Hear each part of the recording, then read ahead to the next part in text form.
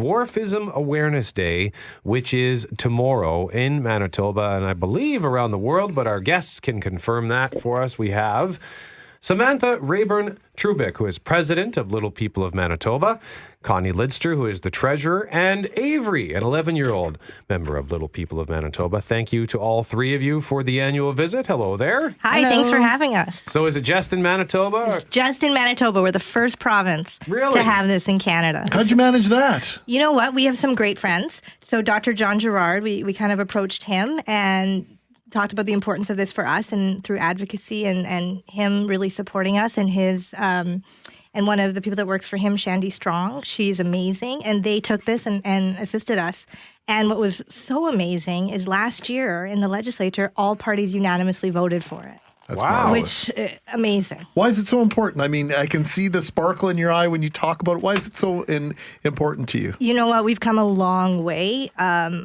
Little people in general, the history of Little People, just from the freak show era to today, it's a huge accomplishment for us. And I, huge, no pun intended, but it's enormous. It's so fantastic just for advocacy, getting our name out there, talking to people about who we are. There's a lot of people that don't belong to our organization that we would love to have join. And we just want to, let people know that it's okay to be who you are and be comfortable in your own skin.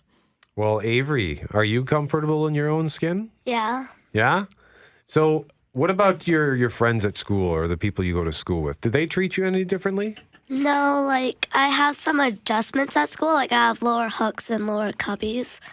But no, they don't really treat me different. And was it always that way? Avery, you're 11, so I'm going to put you in grade 6. Would that be right? Yeah, grade 6. So has it been that way since you started school? Yeah. Did your friends have been kind to you in that fashion? Yeah.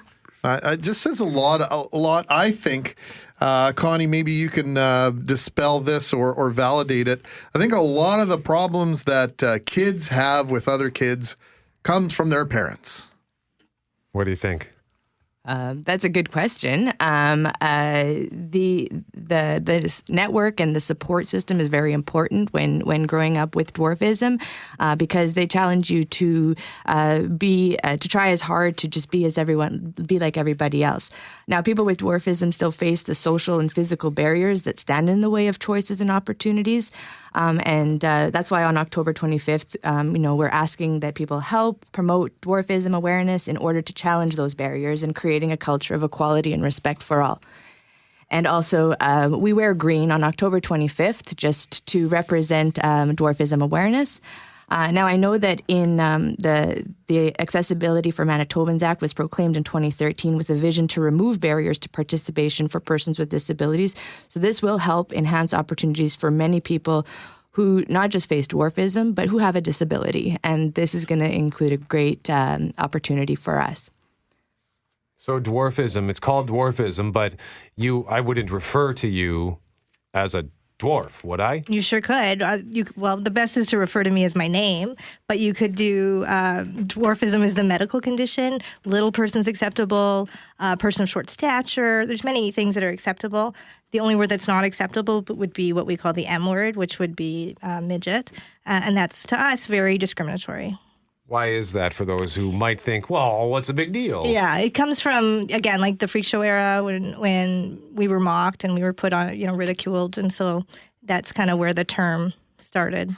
And it's still a term, and we've talked about this before, but it's still a term that is found in sports, for example, hockey, right? 100%. And that's something that we're really wanting to move the needle on, and something that we're going to hopefully tackle at some point. We had a really great conversation with Sport Manitoba last year, and it seems like that there's some great support. This province is amazing. I think this province, out of all of the Canadian provinces, is just outstanding. And we really, the love that we've received through this, and always, but the love that we've really received has just, I think we're really going to move the needle on that. You brought up a really good question about parents and support, and I think it's so important. And I think we have a little bit to go. This Dwarfism Awareness Day will definitely help. But we have a little bit, more to teach our younger generations about the why. And I can give it a great example of, last year I was shopping at the Bay, love the Bay, and I came out of the clothing racks, and there were some kids who were mocking me, and they were, making fun of me, but they were using correct terminology. So I really wasn't sure whether to go compliment them and say, thank you, Right.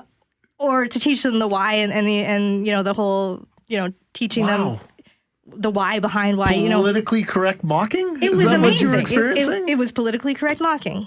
So what was it So- like? Look at the little person kind of thing? Yeah, they were using look at the little person. Oh, isn't the person of short stature funny? And I was going, I don't know how to handle this because normally I would go and educate you on terminology, and this was so. I think it's cool that we're talking about political correctness and we're moving the needle on the names and the wording. But I think we have some distance to go with teaching kids and teaching adults about the why it's not fun or it's not important or why it's important. Well, in looking at your website, I can't believe this is a topic of conversation. Or most places will have a frequently asked questions section. Yeah. And one of your FAQs is: are little people less intelligent than average sized people? This is a question. This is a question, my friend. Wow. Well, let's get into that a little bit more after we check your forecast. We got to pause the conversation here on the start. In studio, we have Samantha Rayburn-Trubick, president of Little People of Manitoba, Connie Lidster, who is treasurer, and Avery, an 11-year-old member of Little People of Manitoba. It's Mackling, Megarry, McNabb on the start. Your weather is next. Little People of Manitoba are here. Dwarfism Awareness Day is tomorrow. Our guests are Samantha Rayburn-Trubick, president of Little People of Manitoba, Connie Lidster, who is treasurer, and Avery, an 11-year-old member. And Samantha, Greg zoned in on a question on the website. The question in the FAQ was, are little people of lesser intelligence than average-sized people? And you wanted to expand on that. Yeah, I don't, I can only speak from my experience as being somebody born with achondroplasia, which is what the three of us were born with. And no, we have the same intelligence as everybody else. And it's pretty amazing. Avery, you are a curler, right? Yeah, How's that been for you? good.